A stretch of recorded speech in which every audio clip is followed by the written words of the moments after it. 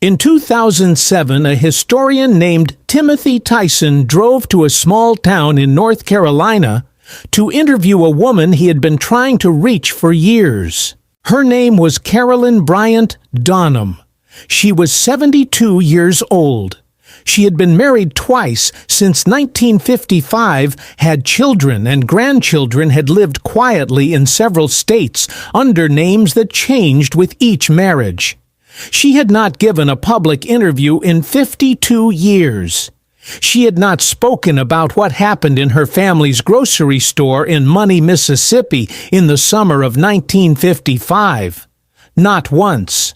Not to journalists, not to investigators, not to the documentary filmmakers who had tracked her through the decades. She had simply gone on living, and the world had gone on without her testimony. Tyson sat down with her, and they talked for a long time. At some point, he asked about her testimony from the trial, the testimony she had given under oath in September 1955, in which she described how a 14-year-old boy named Emmett Till had grabbed her hand, grabbed her around the waist, made explicit propositions to her, told her he had been with white women before. She looked at him. "That part's not true," she said. Tyson reached for his recorder. He had not turned it on yet. He wrote the words in his notebook instead, 4 words in ink on paper with no audio to confirm them. 10 years later, he published them in a book. The Department of Justice reopened the case. Investigators went to find her. She denied ever saying it. A grand jury in 2022 declined to indict her. She died in April 2023 at the age of 88 in a care facility in Louisiana without having been charged with anything. 4 words, no tape.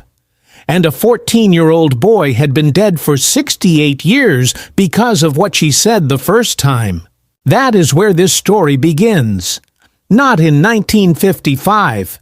In 2007, in a living room in North Carolina, where an old woman said 4 words to a man with an unstarted recorder, and the words landed in a notebook, and the notebook sat in a drawer for a decade, and the boy in the casket did not come back. Before Emmett Till left Chicago in the summer of 1955, his mother sat him down and told him something. Mamie Till Bradley was a careful woman. She had raised her son alone, worked as a clerk at the Air Force Procurement Office, built a life in the South Side of Chicago that was modest and steady and safe. She knew what Mississippi was. She had people there, her uncle Mose Wright, a sharecropper and part-time preacher who lived outside Money in the Delta. And she knew the distance between the world Emmett had grown up in and the world he was traveling into. She tried to explain it. If you have to get on your knees and bow when a white person goes past, she told him, do it. Whatever they say to you, agree. Whatever they want, give it to them. Don't talk back. Don't look the wrong way. Don't be what they decide to make you. He was 14 years old, and he had grown up in Chicago where the rules were different, not absent, not fair, but different. He had a wide smile and a confident way of carrying himself, and a small stutter that sometimes made him whistle through his teeth to slow the words down. He told his mother he understood. He got on the train. The Mississippi Delta in August 1955 is a particular kind of place. The heat arrives before June and does not leave until October. And in between it presses down on the flat cotton country with a weight that is almost physical. The kind of heat that slows. Everything makes the air visible, makes the distance between towns feel longer than the map suggests. Money was not much of a town even by Delta standards. A cotton gin, a post office, 3 stores, a few hundred people, most of them black sharecroppers whose families had worked those fields for generations, for wages that never quite got them out from under what they owed the landowners at the end of each season. Bryant's grocery and meat market was one of the 3 stores. Roy Bryant and his wife Carolyn ran it, sold bread and crackers and soda and tobacco, and the small necessities of people who didn't have much money and lived far from anywhere larger. Roy Bryant was 24 years old, a veteran, a man who wore his authority the way men in that part of Mississippi wore it, as something that did not need to be announced because it had never been questioned. Carolyn was 21. She had won beauty contests. She worked the store when Roy was away on a trucking run. This is the world Emmett Till arrived in on August 21st, 1955.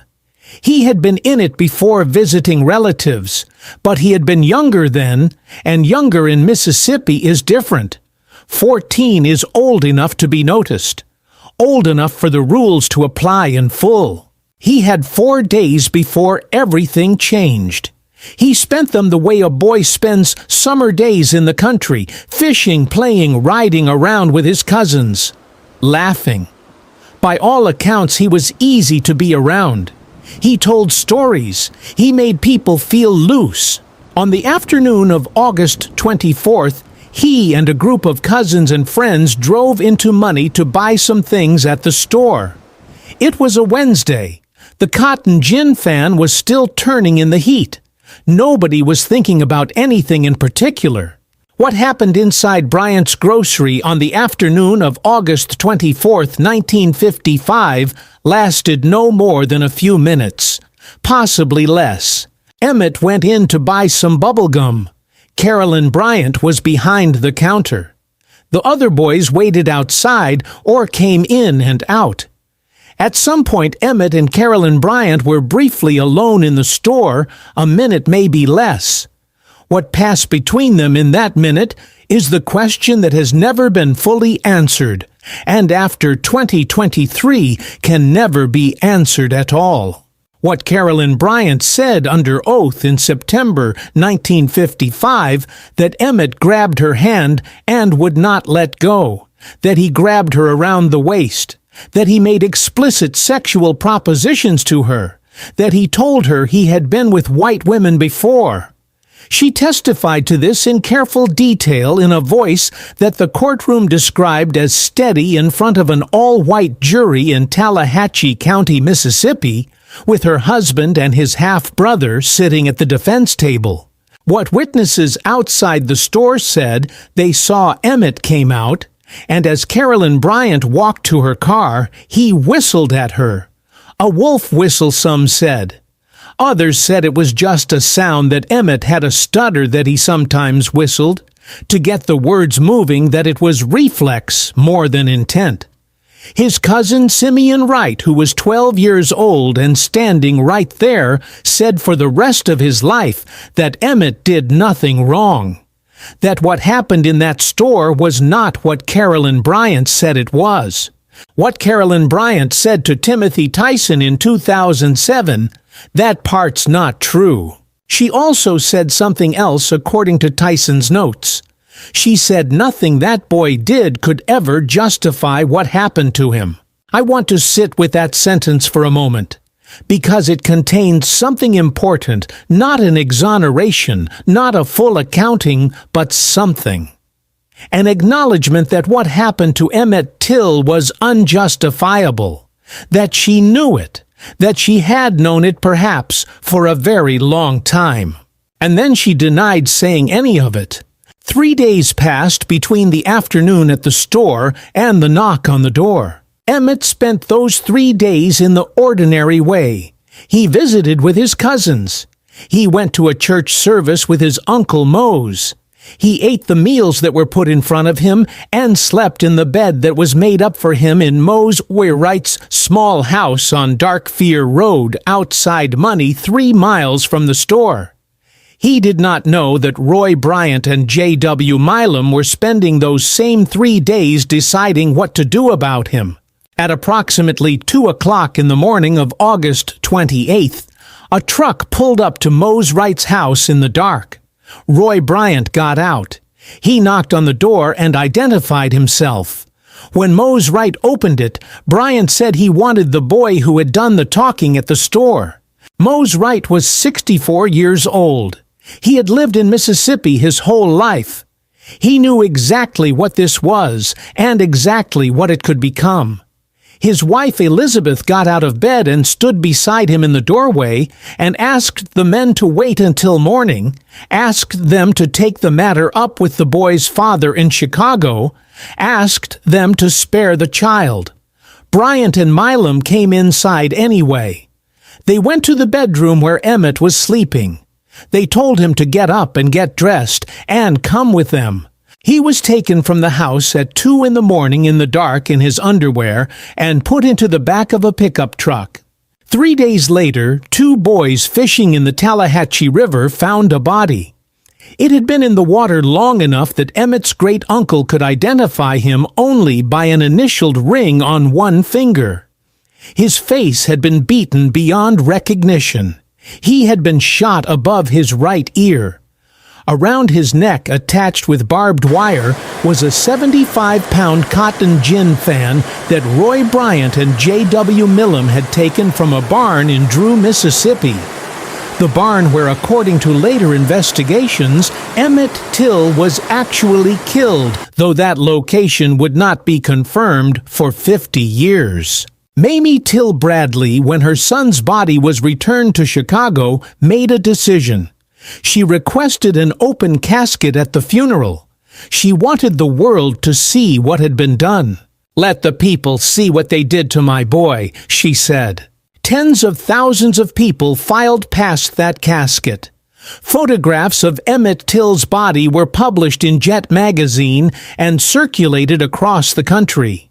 Rosa Parks would later say that it was thinking of Emmett Till that gave her the strength to stay seated on that bus in Montgomery 3 months later. Martin Luther King invoked his name. James Baldwin wrote about him. The open casket became one of the defining images of the American Civil Rights Movement. In Money, Mississippi, Roy Bryant and J.W. Milam were indicted for murder and brought to trial. The trial lasted 5 days in September 1955 in the Tallahatchie County Courthouse in Sumner. It was a warm week and the courtroom was packed.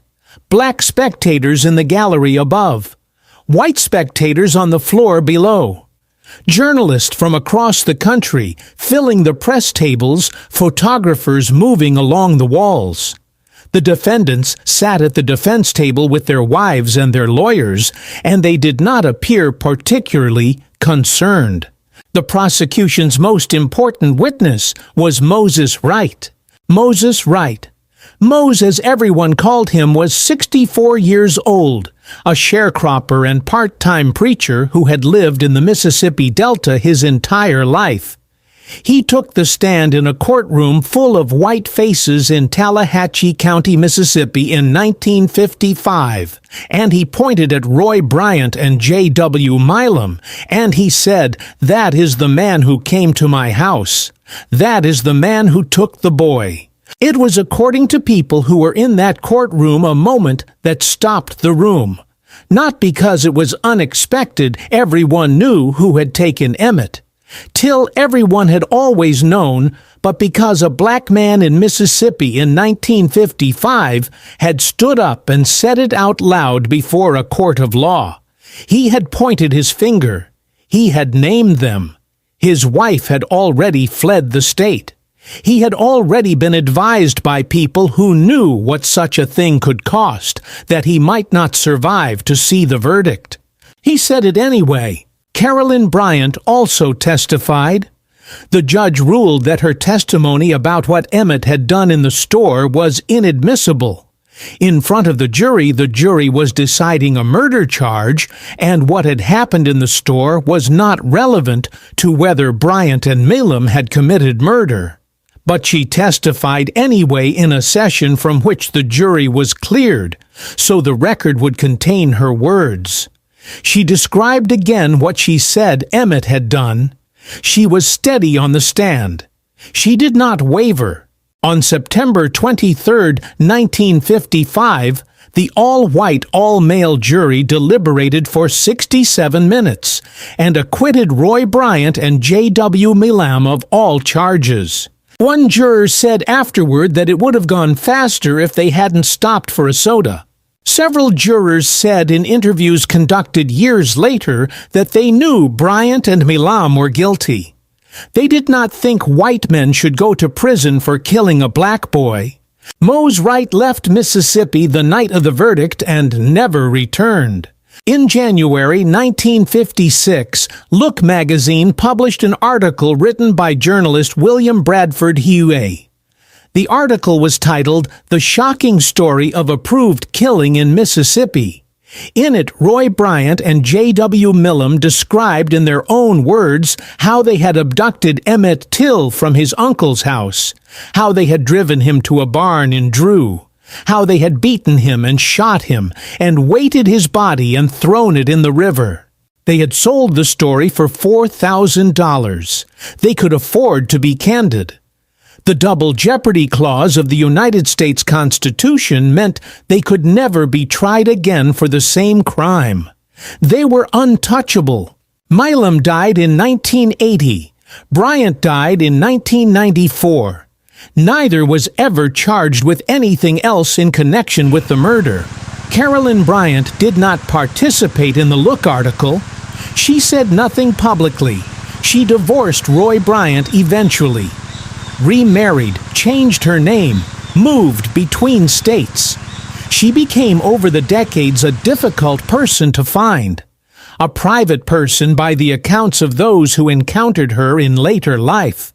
A churchgoer, a grandmother, someone who, when the subject of 1955 came up, did not discuss it. Emmett Till's name was becoming in those same decades one of the most invoked names in American public life.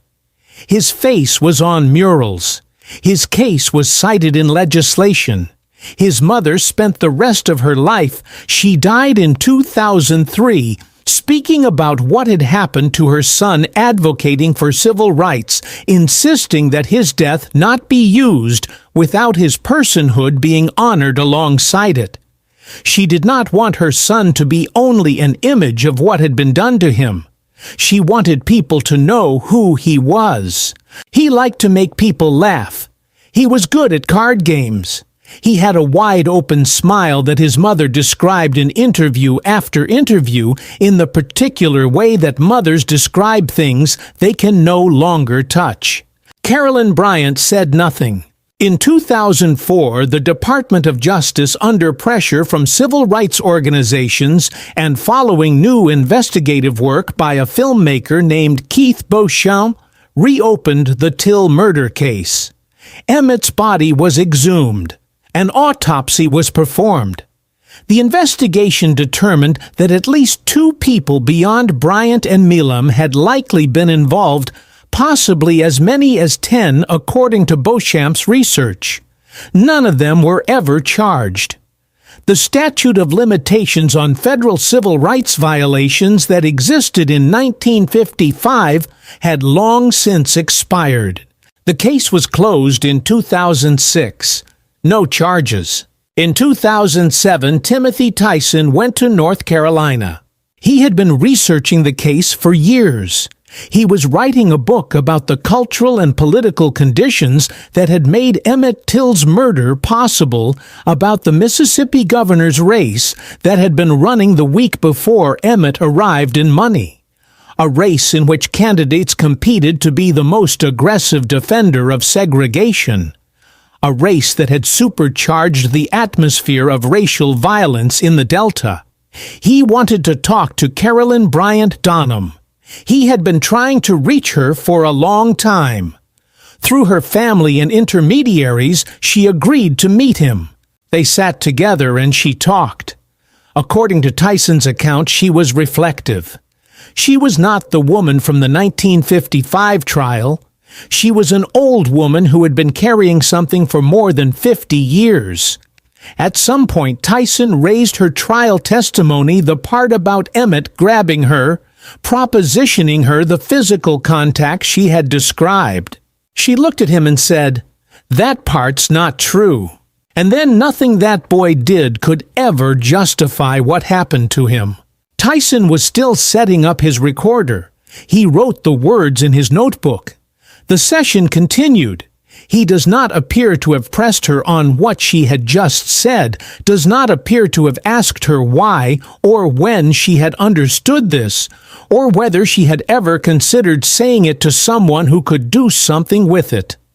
The interview ended. He drove home with his notes.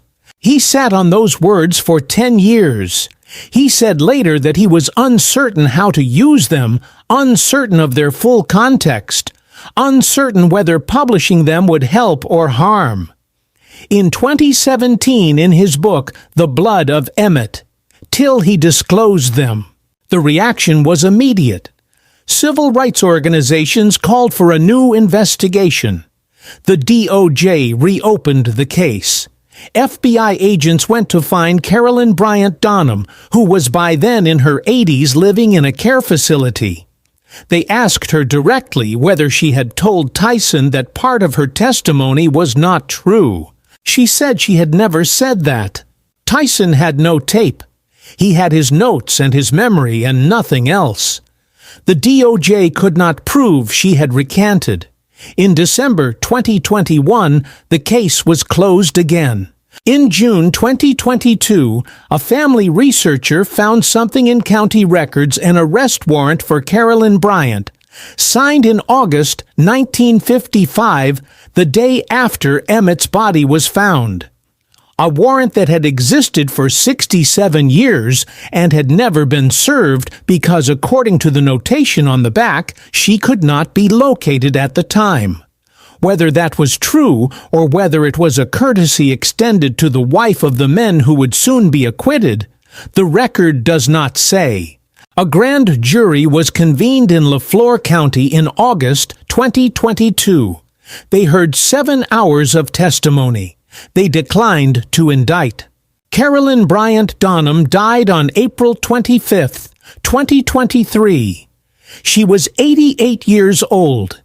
In the death notice, she was described as a beloved mother and grandmother.